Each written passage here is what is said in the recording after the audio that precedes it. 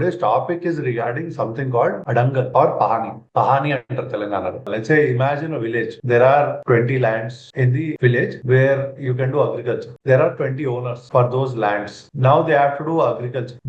So how do you keep a track of who is growing what? What is the extent of the land? Is it like a dry land or a wetland?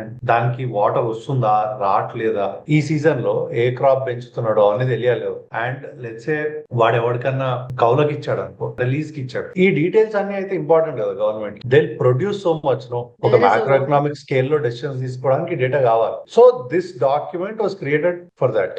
So let's like see this document. Varusa Sankhya serial number, survey number, then పూర్తి విస్తీర్ణం. పూర్తి విస్తీర్ణం అంటే total area of that land. సాగుకు పనికిరాని విస్తీర్ణం, like how much is non cultivable. సాగు పనికి వచ్చే విస్తీర్ణం, what is the cultivable extent, భూమి స్వభావం, టైప్ ఆఫ్ ల్యాండ్. దెన్ శిస్తు, ఇదిగో శిస్తు అని ఇక్కడ ఉంది చూడు. శిస్తు అంటే ట్యాక్స్. భూమి వివరము, దీస్ అగైన్ టైప్స్. జలధారము అండ్ ఆయకట్టు విస్తీర్ణం అంటే వాటర్ వచ్చే ఏరియా. దెన్ ఖాతా నంబర్, దెన్ పట్టాదారు పేరు, like who is the owner అన్నమాట. ఓకే, సో అనుభవదారు పేరు అంటే ఎంజాయ్మెంట్ లో ఉన్నవాడి పేరు ఏంటి అని. నువ్వే కల్టివేట్ చేసుకున్నావు, నువ్వు ఎవరికైనా ఇచ్చావా అని అర్థం.